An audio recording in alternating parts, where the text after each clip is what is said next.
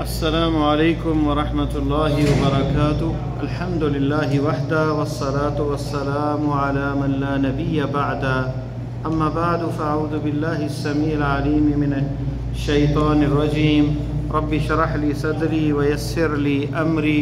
واحلل عقدۃ من لسانی یفقہوا قولی۔ آج کی جو پہلی نشست ہے، درس کا پہلا حصہ ہے، ہم اس میں وضو کا طریقہ سیکھیں گے، غسل اور وضو کا طریقہ۔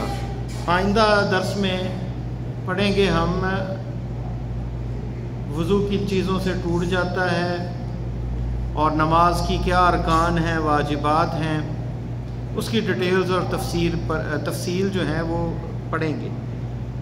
اور دوسرا حصہ درس کا وہ لیکچر جو ہم دیتے ہیں یا مختلف موضوعات ہوتے ہیں۔ آج کا موضوع حلال اور حرام پہ ہے، کون سی چیزیں حلال ہیں، کون سی حرام ہیں، اس پہ بات ہوگی۔ تو پہلی بات، وضو جو ہے یہ طہارت میں سے ہے اور یہ مطلوب ہے قرآن پڑھنے، قرآن کو چھونے سے پہلے، بیت اللہ کا طواف کرنے سے پہلے، نمازیں ادا کرنے کے لیے باوضو ہونا چاہیے، اور شرط ہے نماز کے لیے طہارت۔ بعض اہل علم طواف کے لیے بھی شرط قرار دیتے ہیں وضو کو، اور بعض اہل علم سنت مؤکدہ یا مستحب کہتے ہیں وضو کو طواف کے لیے۔ تو اس پہ اتفاق ہے کہ نماز جو ہے اس کے لیے طہارت باوضو ہونا یہ شرط ہے۔ وضو کا جو طریقہ ہے کہ اگر بندہ سویا ہوا اٹھا ہے تو ہاتھ دھونا بھی واجبات میں سے ہے، آغاز میں وضو کرنے سے پہلے، کیونکہ ہاتھ بندے کو پتہ نہیں نیند کے اندر کہاں کہاں جسم پہ خارش کرتا ہے، بندہ گھومتے رہتے ہیں۔ اب وہ گندے ہاتھ اگر پانی میں ڈال کے وضو کرے گا کسی برتن میں تو وہ پانی بھی خراب ہو جائے گا اگر اس کے ہاتھ نجس ہیں۔ تو پہلے ہاتھ کو الگ دھویا جائے، پھر وہ وضو والے برتن میں اسے، یعنی لوٹا ہے یا کوئی برتن ہے جس سے آپ پانی لے رہے ہیں، آج کل تو خیر یہ ٹوٹیاں آ گئی، اب اور آسان کام ہو گیا کہ اس پہ کھولیں اور پہلے ہاتھ دھو لیں آرام سے۔ تو امام احمد ابن حنبل رحمہ اللہ کے نزدیک واجبات میں سے ہے، اگر بندہ رات کو اٹھا ہے صبح تو ہاتھ کو دھونا واجب ہے شروع میں۔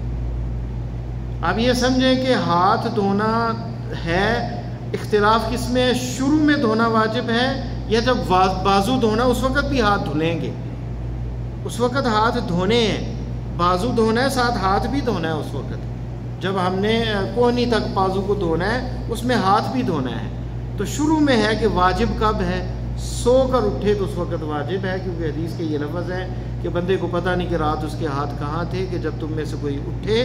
تو وہ پہلے ہاتھ دھوئے اور بسم اللہ پڑھا جائے وضو کرنے سے پہلے۔ وضو کے لیے یہ بھی ہے کہ وضو میں پانی کا اسراف نہ کیا جائے، ایک عضو کو جو ہے وہ 3 دفعہ سے زیادہ نہ دھویا جائے، اور اگر پانی کی قلت ہو تو 1 دفعہ بھی واجب ادا ہو جاتا ہے، وضو ہو جاتا ہے۔ تو اس لیے 1 کپ سے بھی وضو کیا جا سکتا ہے، خاص کر ایسے علاقوں میں جہاں -10 -15 ڈگری سینٹی گریڈ ہوتا ہے، یعنی اتنی سردی ہوتی ہے کہ پانی کو ہاتھ نہیں لگایا جاتا۔ تو گرم پانی سے ہلکا 1 دفعہ بھی اعضائے وضو دھل جائیں تو وضو ہو جاتا ہے، لیکن مستحب کیا ہے 2 دفعہ، اور سب سے بہتر مکمل جو کامل وضو ہے اسباغ الوضو وہ 3 دفعہ دھونا ہے ہر عضو کو۔ پہلے ہاتھ دھوئیں گے، اس کے بعد بسم اللہ پڑھ کے، اس کے بعد کلی جو ہے کرنے کے لیے 2 طریقے ہیں، الگ سے بھی بندہ کر سکتا ہے کلی 3 دفعہ،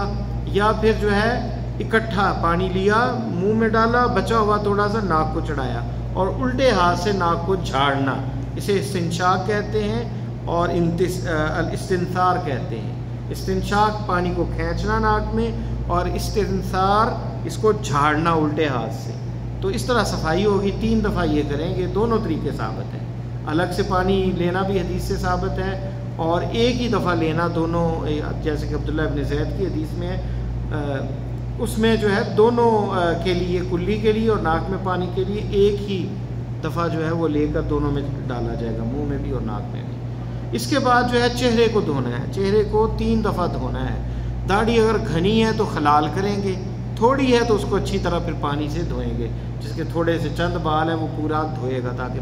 پانی نیچے تک جائے۔ اب جس کے زیادہ بڑی گھنی داڑھی ہے وہ پوری کو تو دھوئے گا تو سارے کپڑے خراب ہو جائیں گے، اس پہ خلال ہے، چہرے کو دھو کے داڑھی میں خلال کر لے گا انگلیوں سے اس طرح۔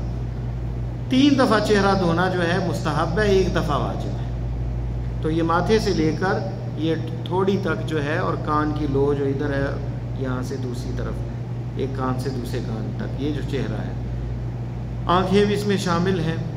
اور بعض اہل علم جو ہے کلی کو اور ناک کو دھونا واجبات میں سے کہتے ہیں، کیونکہ وہ چہرے کا حصہ ہے، اور اللہ تعالیٰ نے کہا فَاغْسِلُوا وُجُوهَكُمْ، اپنے چہروں کو دھو، حکم ہے دھونے کا، تو وہ اس میں شامل ہے۔ اور دوسرا ایک حدیث میں بھی آتا ہے کہ آپ نے جو ہے کلی کرنے کا حکم دیا اور ناک جھاڑنے کا حکم دیا، اس اعتبار سے بھی۔ تو بعض اہل علم اس لیے کہتے ہیں کہ کلی اور جو ہے ناک میں پانی ڈالنا بھی واجبات میں سے ہے، اور بعض کے نزدیک یہ مستحب ہے، واجبات میں سے نہیں ہے، لیکن زیادہ راجح یہی نظر آتا ہے کہ یہ واجبات میں سے ہے، چہرے کا بھی حصہ ہے، اور احادیث کے اندر بھی امر کا صیغہ ہے۔ اس کے بعد جو ہے بازو دھونے، ہاتھ سے لے کر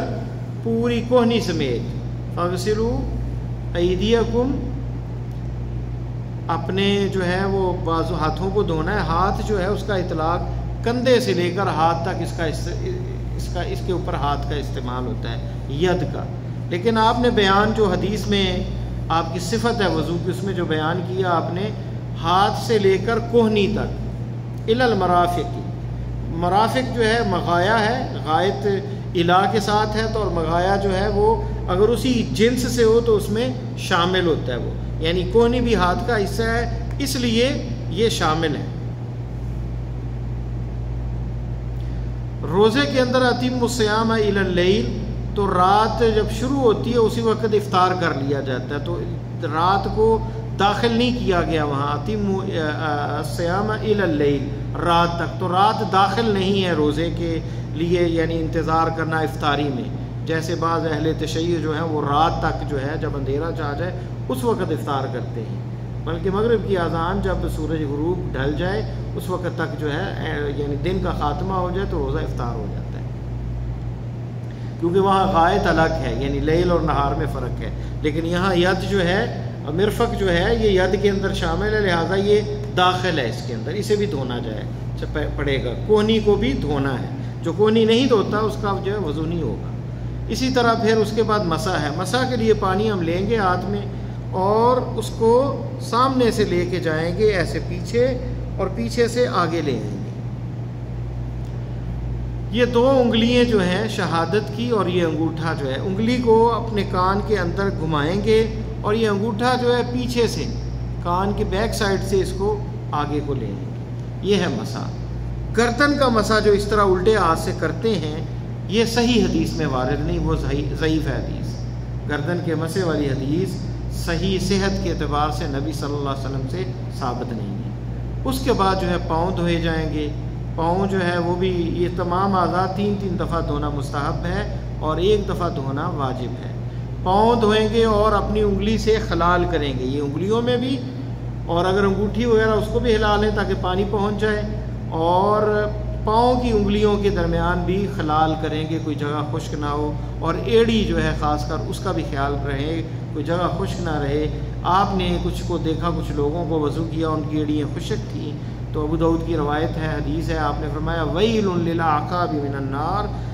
ایسی ایڑیاں جو خشک رہ گئی ہیں اس میں وضو میں، ان کے لیے ہلاکت ہے،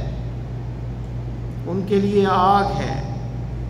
یہ آپ نے جملے ارشاد فرمایا، اور انہیں حکم دیا کہ وہ اپنے پاؤں اچھی طرح دھوئیں۔ تو پاؤں دھونے جو ہیں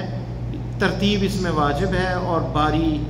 ترتیب بھی واجب ہے، اور درمیان میں موالات بھی ہے، وقفہ بھی نہ ہو، کیونکہ آپ نے مسلسل دھوئے ہیں، یہ نہیں کہ ہاتھ اور منہ دھو کے بندہ کوئی اور کام کرنے لگ جائے پھر آ کے جو ہے وہ بازو دھو لے اور اس طرح جو ہے وہ وضو کر لے۔ تو وضو موالات، یعنی پے در پہ پے، اور پھر ترتیب بھی، یہ نہیں کہ سب سے پہلے پاؤں دھوئیں اور اس کے بعد باقی کام کریں، یہ درست نہیں ہے۔ پاؤں جو ہے وہ آخر میں دھونے ہیں۔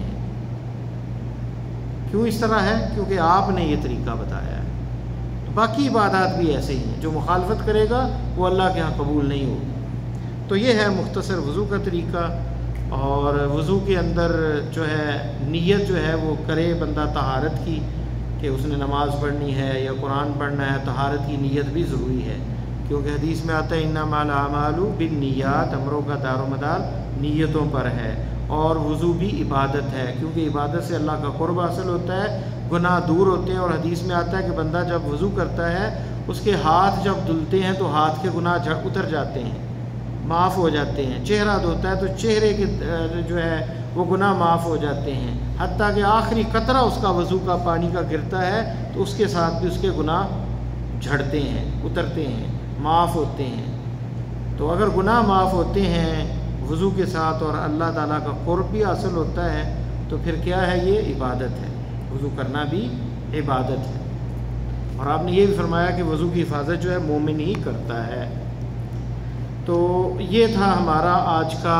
وضو کا طریقہ۔